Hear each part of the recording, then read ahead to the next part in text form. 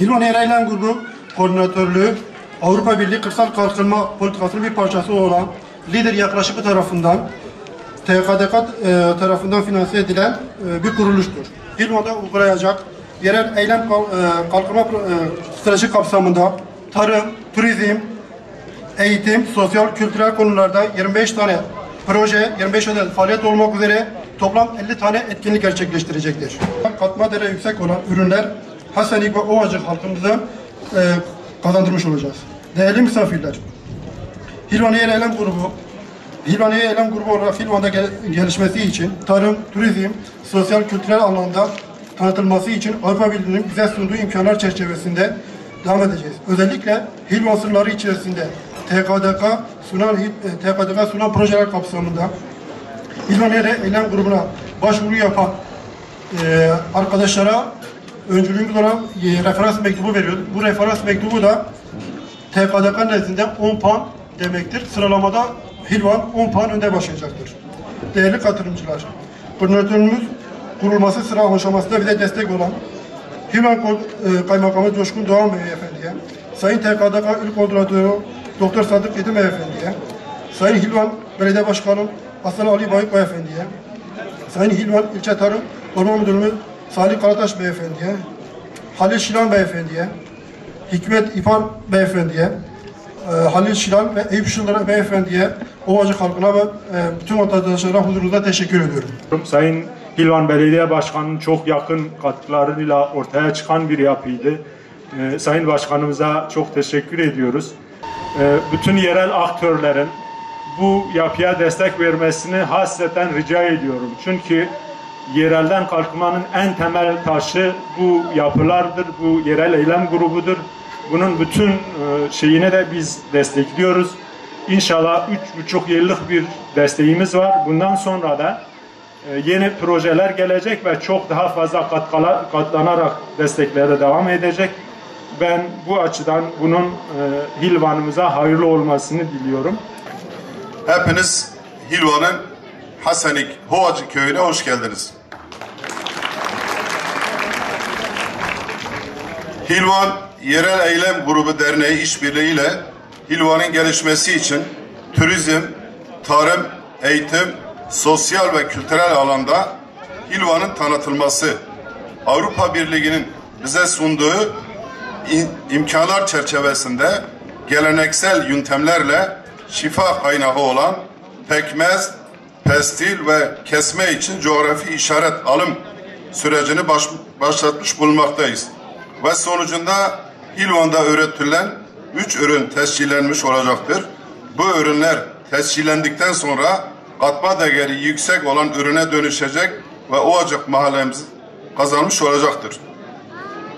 Hilvan'da Eylül ayının bambaşka bir özelliği vardır. Eylül denilince koca bir yıl içinde bin bir zahmet ve emek verip karşılığını alan Ovacık'taki özellikle emek veren bağcı hemşerilerimiz bağ bozumu zamanı gelmiş demektir. İyice olgunlaşmış üzümlerini büyük bir özen ve ekipmanlarıyla toplayıp temizleyen, kendine has gelenekleriyle basma usulüyle şırasını çıkarıp yapacakları ürüne göre çeşitli kap boyasılarda işlemeye başlar. Şıradan çıkıp katılaşan şifalı üzüm suyu daha sonra uzun kış gecelerinin vazgeçilmezi olan pestil, çekçek, cevizli, bademli sucuk ve pekmez olarak kan yapıcı özelliğiyle tatlı sofralarımıza yerini alır. Şimdi Ovacık Hasanik denilince Hilvan'ımızın 66 kırsal mahallelerimizden biridir. Gerçekten Ovacık mahallemiz örnek bir mahalledir. İnsanları emekçidir ve Hilvan'ın ekonomisine, Şanlıurfa'nın ekonomisine katkı sağlayan bir mahallemizdir. Ovacık mahallemizde tahminen 15.000 dönüme yakın burada fıstık ve badem ekimi var. Özellikle fıstık ekimi fazladır. Buradan özellikle sayın vekillerimiz de burada. Hilvan'da inanın bu toplaştırma sorunu büyük bir sorun. Şu anda Hilvan Ovacık köyünde Eyüp Şıldır ve başka bir fabrika daha, o da Şıldır ailesi tarafından yapılmış. Sayın Vekilim, bunlar kendi imkanlarıyla yapmışlardır. Çünkü burada toplaştırma olmadığından dolayı burada hisse oranları çok. İnanın bu köyde eğer toplaştırma olmuş olsaydı şu anda 2 fabrika var, belki şu anda fabrika sayısı 5, 6, 7 olurdu. Bu Eyüp Şıldır ve diğer Şıldır kiremiz bu fabrikayı kendi imkanlarıyla yapmışlardır. Bu konuda özellikle ilçe başkanımızla beraber Ankara'da yine sayın vekillerimizle beraber bakan ve bakan yardımcılarına taleplerimiz oldu. Hilvan'da yapılan toplaştırma kuralları bize göre yanlış. Neden yanlış diyeceksiniz? Vatandaş toplaştırma denildiği zaman bir araya getirme, parsel sayısını küçültme demektir. Maalesef özel firmalara verildi. Gelen firmaların demek ki bir sorumlulukları yok. Geldiler ilan et. Bazen muhtarı oyaladılar, bazen vatandaşı oyaladılar ve hiçbir yere bilgi vermeden paralarını aldılar. Köylülere birbirleriyle karşı karşıya getirdiler. Ve şu anda Hilvan'da 10'a yakın köyümüzde büyük bir sorun var toplaştırma konusunda. Bu toplaştırma meselesi biterse şu anda vatandaş olarak badem ekecek, devletten bir kredi, bir hibe alamıyor. Fıstık ekecek, alamıyor. Fabrika yapacak yer yok. Ancak kendi imkanıyla yaparsa başarılı olabiliyor. Ondan dolayı inşallah özellikle sayın vekillerimizin bu Ovacık mahallemize gelip bizi dinlemeleri bizim için bir onur vericidir. İnşallah Gülender Hanım vekilimiz zaten belediyede ilçeyi falan ziyaret etti. Bu konuları not etti. İnşallah bunu Ankara'da 1 Ekim'de Türkiye Büyük Millet Meclisi açılırsa inşallah bu konuyu gündeme getirir. Ve bu sorun tabii bu çabayla olur, hak aramayla olur. İşte belediye başkanı hak arar, ilçe başkanı arar, vatandaş hakkını arar. Bunlar inşallah zamanla bu engelleri aşmış oluruz. Şimdi Hilvan'da 800 bin döneme yakın ekili biçilen arazi var. Bu toplaştırma sorunu çözülürse inan ki çiftçi olarak gelir seviyesini 2'ye 3'e katlar. Ve göç olmaz. Çiftçi şehire gitmez, büyük şehirlere gitmez. Kendi köyünde oturur, tarımını yapar, kendi geçimini sağlar. Özellikle Nizip'te Ercan Bey kardeşimiz, Nizip'te de tesisi var, İstanbul'da var. Belki sağ olsun onun emeği olmasaydı, onun desteği olmasaydı belki bu köyde bu fabrika olmazdı, bu festival de burada olmazdı. Ercan Bey çok teşekkür ediyorum. Hilvan halkı adına sana teşekkür ediyorum ben. Dedim madem ki bu konu istihdamsa, Hilvan'a istihdamı getirmek, hizmet getirmekse kendim de bu yönetime ben üye oldum. Bu arkadaşlarla beraber her yerde her zaman yanlarında olacağım ve oluyorum da. Ben buraya kadar gelen bu festivalimize katılan bütün arkadaşlarıma, misafirlerime teşekkür ediyorum. Zaten 21 Eylül'de Şanlıurfa Büyükşehir Belediye Başkanımız Sayın Zeynel Abdin Beyazgül yine Hilvan Belediyesi olarak ikinci bir şire festivali daha yapılacak. İnşallah Eylül ayı Hilvan için bir bayram ayı olacak. Hem bu eylem grubu derneğimiz tarafından yapıldı. Büyükşehir Belediyemiz tarafından yapılacak. İnşallah Hilvan bu konuda bu ayımız bereketli olur. Ben fazla uzatmayayım. Ben hepinize teşekkür ediyorum. Saygı ve sevgilerimi sunuyorum. Ben Büyükşehir Belediye Başkanım Sayın Zeynel Abidin Beyazgül'ün temsilen buradayım.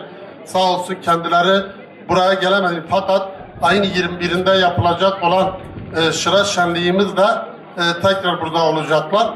Bugün ben buradayım sizlerle. Hilvan ilçemizde, Ovacık ve Hasanik köyümüzde bir kez daha gurur duydum. Hakikaten çok güzel bir iş başarılmış burada. Öncelikle Yusuf hocamı tebrik ediyorum.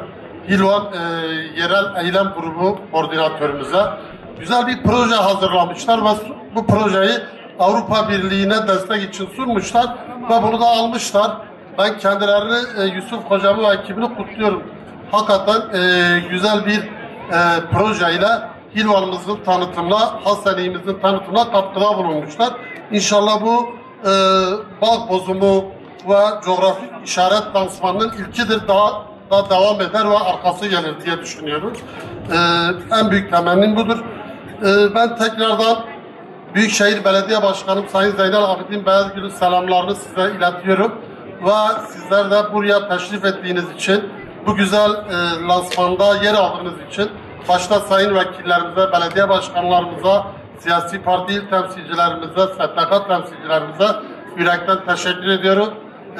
Umarım ki Hasenik ilçemiz, Ovacık ilçemiz çırağının merkezi olmayı sürdürür, devam eder ve tüm dünyada Hasenik ürünleri coğrafi işaret anlamında da yerini alır ve dünyada Hilvan'ımızı tanıtır diyorum. Hepinize tekrardan teşekkür ediyorum, saygılarımı sunuyorum.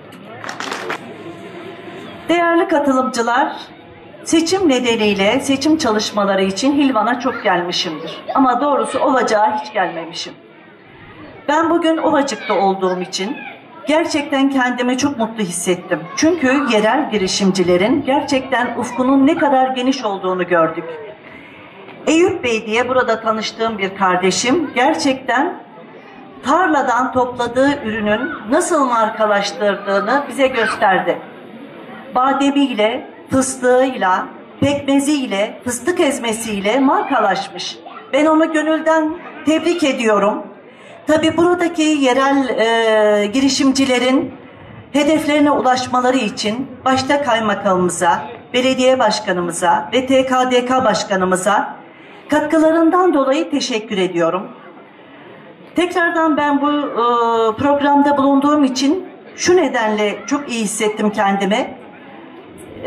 Urfa tabiriyle şire diye satılan bir şey var maalesef. Pekmezle yapılıyor. Ağzıma aldığım zaman hayır bu benim tanıdığım çocukluğumdaki tat değil. Bugün beni yıllar öncesine götürdünüz. Arkada duran hanımefendilerin ellerine sağlık. Onlar yapmışlar. Tabii ne kadar çok yıl geriye gittiğimi söylemeyeceğim yaşım çıkmasın diye. Ama Bıçakçı Mahallesi'nde, Narinci Sokak'ta bir hayatlı evde annemin, anneannemin, babaannemin büyük teşlerde kaynattığı şireyi, yaptığı kesmeyi, bastığı ben burada kokladım ve tattım. Ellerinize, emeğinize sağlık. Hepinize teşekkür ediyorum. Bu programın hazırlanmasında emeği geçen herkese teşekkür ediyorum. Şenliğimizin hayırlara ve buranın tanıtımına vesile olmasını diliyorum.